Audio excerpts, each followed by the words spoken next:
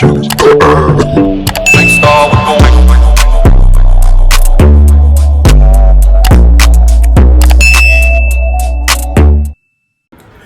going on, guys? Welcome back to my channel. I'm here with another Have and Have Nots review.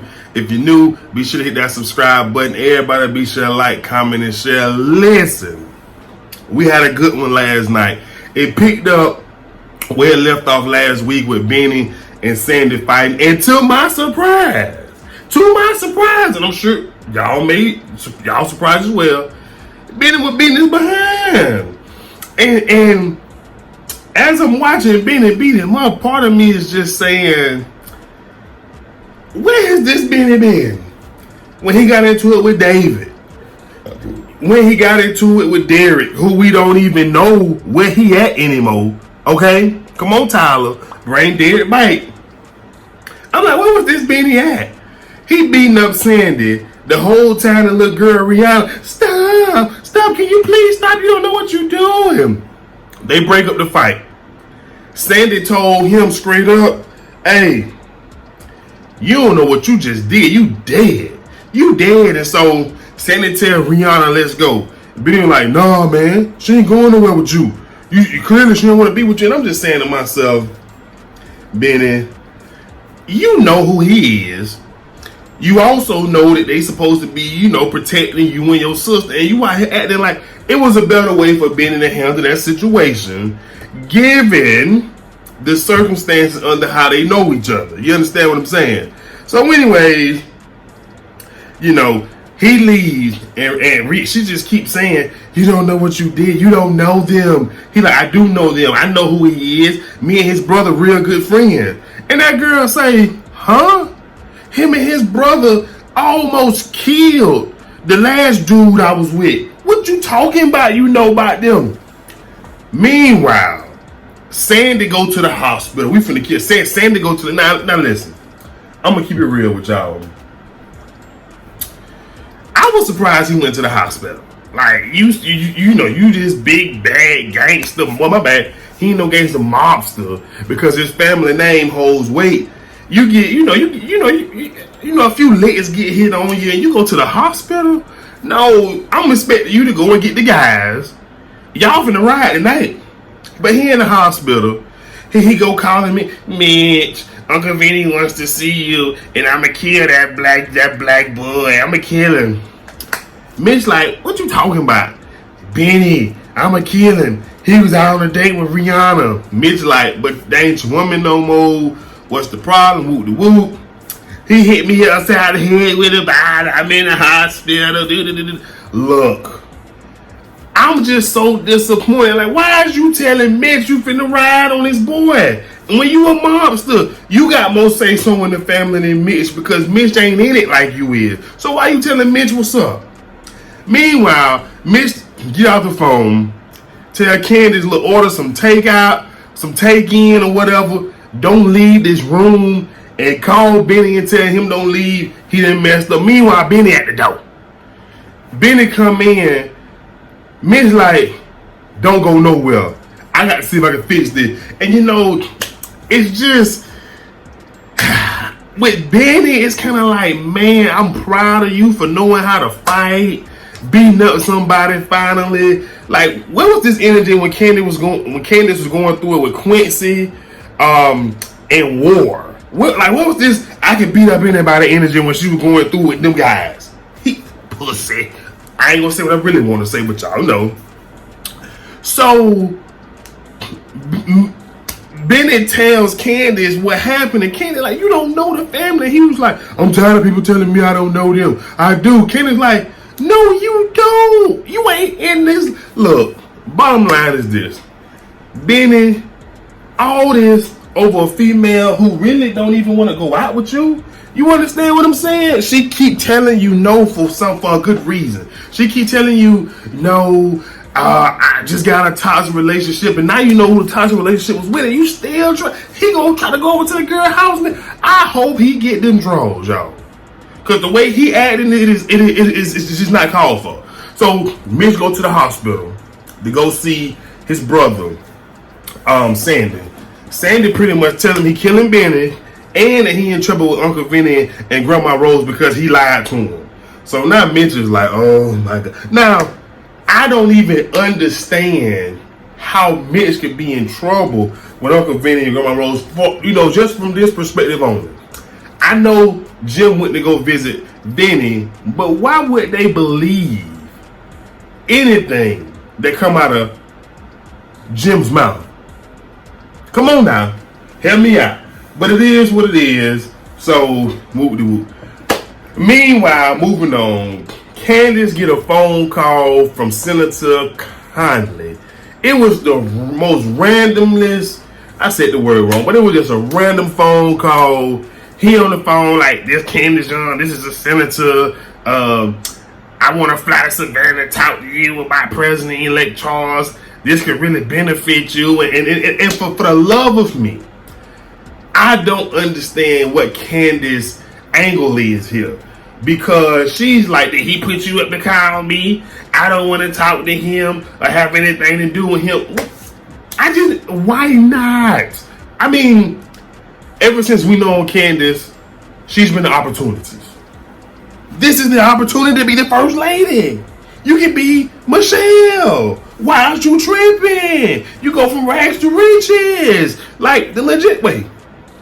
But this Conley guy, him reaching out to Candace, like it feels so disingenuous, as if he trying to set Candace and President-elect Charles up together, but he gonna hold it over their head or over Charles' head to get whatever it is that he want, that we don't know what he want, which is probably not much considering the show about to go off and we ain't got time for a whole nother storyline. So it is what it is.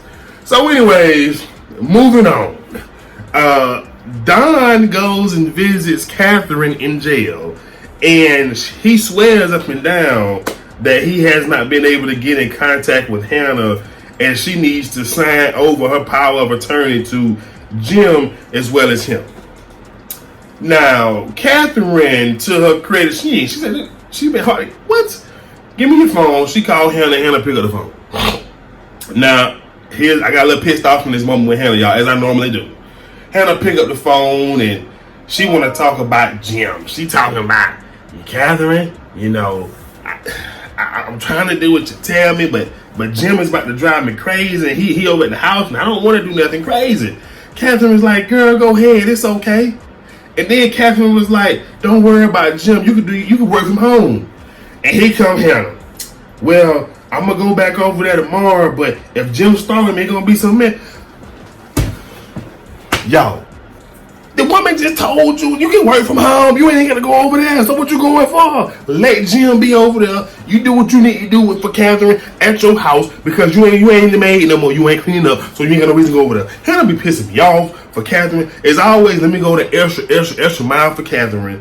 Let me do whatever Catherine needs. Let me go and make sure Catherine's good. But when it comes to her own chilling, she put him on the back burner because of an excuse that's given from whoever or whatever. Hannah, why you got to go over there so bad as woman say you can do what you can do from home? Why? Leave and let Jim be miserable in peace and broke. Anywho, Catherine ends up telling Don, look, I ain't giving you, Jim, my lawyer, nobody else power of attorney. I don't trust y'all. This one was there for me when I had cancer. She nursed me back. When I lied to her, she forgave me. She holding me down through this. She the only person I trust. Now, we all know that Jim was the one who sent Don to go talk to Catherine. And so afterwards, Don goes to the Cryer house and tells Jim that it didn't work. And I'm saying to myself, that could have been a phone call. He literally walked in there, said, it's a no-go, and turned around and left. That could have been a phone call. So then Jim proceeds, he picks up the phone, calls his hitman, who's sitting outside of Veronica's house, and tells him that he needs him to find a young lady by the name of Diamond or Dessert or whatever, and he gonna have her arrested and put in the cell with his wife, because he need her to scare her and not hurt her. And I'm just saying to myself, Lord, if this the game that broke rich people play, to get money. Maybe money it got to be some kind of root of evil. Now, maybe if Jim just had just a little bit of money, he wouldn't be going.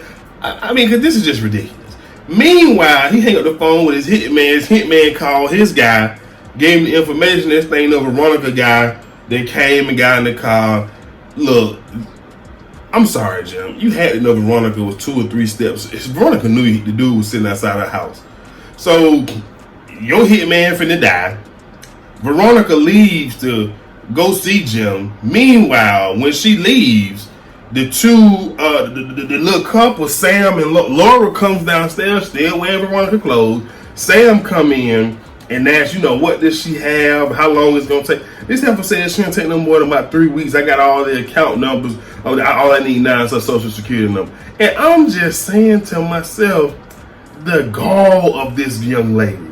She think getting over on Veronica Harrington is gonna be that easy. And so I forget exactly how it went, but Sam told her that Veronica wants him to sleep with her, she was like, well, maybe you should get the rest of the information since she wants you like that. And she pretty much tells Sam to sleep with her. I mean, he already did, but now it's just kind of like, well, I mean, you can't really get mad at me because you told me just because I don't tell you when it happened, But it's the gall of this young lady who think it's going to be that easy to steal from Veronica, not knowing Veronica already know what's going on. Because Sam asked her, did she run a background check? And she said she ran one on Laura, but not my real name. And I was just saying to myself, this girl dumb. This girl is good and dumb. But it is what it is. So anyways, moving on. Tanner shows up at Jeffrey's house. Security come in and get Jeffrey. And he come outside talking to Tanner. And Tanner asking all these questions like, what was my brother like? I know how he was, publicly, but how was he privately? Like, what was he like in the bedroom? What did he like? And Jeffrey was like, well, if y'all was close, he would have told you, just like he lied to you and told you that he had HIV. And I'm just saying to myself, Jeffrey, at this point, I don't really understand your need to communicate with this man. First of all, you done lied to me and told me I possibly had HIV. First and foremost, strike 1, 2.5. Then you keep telling me that your brother left something for me, and I tell you I don't want it. You keep insisting on bringing it to me. Then you show it to my property. It's time to put the dogs out on Tanner, Jeffrey. See, this is what Jeffrey ain't smart at all. I don't get if any of us feel like Jeffrey is smart, we need to stop feeling that way, because this proves how dumb he really is. This man is all but showing you, literally, that he gonna do something to you, or he gonna try to do something to you. He keep insisting on bringing something to you. He's showing up at your house. How do he even know where you stay, Jeffrey? Come on, dang. Then when your daddy pull up and he asks who is that, you say nobody. Jeffrey, you can't handle shit. You ain't no boss. I'm just calling it how it is. Meanwhile, Wyatt escapes the hospital. Madison, old dumb behind, gonna reach over Wyatt to get the drugs we can pee, and doggone Wyatt put him to sleep, wrapped his legs around his neck, put him to sleep. And I'm just saying to myself, Madison, this man don't have not one free hand. Not one. If you don't hit him in his dick, like, I'm talking about, bang, what is you, it's gay. You know what? I'm not going to say that. That'll be wrong. Madison, you failed yourself. Wyatt gets loose, put on Madison clothes, and I'm watching the show, with my fiance, and I said, they gonna be. I said, I hope he got some drawers on. As soon as Wyatt pulled down the man pants, he said, "Oh, this he don't wear no drawers." And Wyatt said, "But I'm still putting man like him. I would have to find something." Well, you know what? When you trying to escape and you a junkie, you got to do what you got to do. Wyatt did everything but remove the bandages from his wrist, and did nobody in the hospital notice it. He walk into the medicine room, steal all the medicine he wants. He goes to his old townhome or studio apartment. A young lady there waiting for him. She wants some drugs. He tells her pretty much, you need to leave if you ain't got no drugs to pill. Then Catherine, little boy, to her, Roger come in, and Roger smiles him, is she taking care of you too? Oh, I can't believe she's playing. And I'm just saying to myself, this man is a weenie. Who cares how many men she taking care of? She done gave you a car, a place to stay. She can be taking care of 2, 3, 4, 5 others. It don't matter. You still good. Weenie behavior. Then when Wyatt tell him his name is Wyatt Cryer, the tune changes. And so Wyatt pretty much put 2 and 2 together that he's sleeping with his mama and she taking care of him. And Wyatt is like, that's nasty, dude. Just go buy me some coke and me and you will get along fine. And of course he gonna go and buy the coke. So, long story short, hopefully Wyatt OD for real this time and die. Because I'm tired of that cat having 9, 10, 18, 27 lives. You understand what I'm saying? So anyways, moving on. Last but not least, Celine is outside of Jim's house, with Catherine's house, because Jim don't own nothing. And basically is trying to get Jim to give her some money because she needs money for private school and her rent is due. Of course, Jim say no, and she said, you only care about your junkie son. And Jim said, well, he's my junkie son. Veronica pulls up with a court order that is instructed Jim to pay Celine $50,000 or he's going to jail. And all of a sudden, Jim starts insulting Celine. You don't want to do this. You don't want to get caught up with her and her stupid. And then he had nerve to say that she don't want to do this because she killed Amanda. And I'm just like, didn't Amanda overdose from when she was in college with Candace, the professor was trying to get out and all that kind of, I'm just like, boy, this joker will do anything. Look here, man. Celine, even if you did kill Amanda, that's old news in the past. That's water under a bridge, so we ain't even worry about it. Like I said, guys, it was a good episode. I hope y'all enjoy. Let me know if I missed anything in the review section down below. But yeah, Tyler, we got to work on some of these phone calls we making. We also got to work on putting some draws on Madison because we don't need no male nurse walking around the hospital to just woo. Now Mitch got to fix another problem for Benny, the normal. But anyways, y'all, that's all I got. Let me know what y'all thought. Y'all be sure to like, comment, share, and subscribe. And I'm out of here. Peace. Hey, appreciate you for watching the video. Be sure to subscribe to my channel and check out all of the other Al Beard review videos.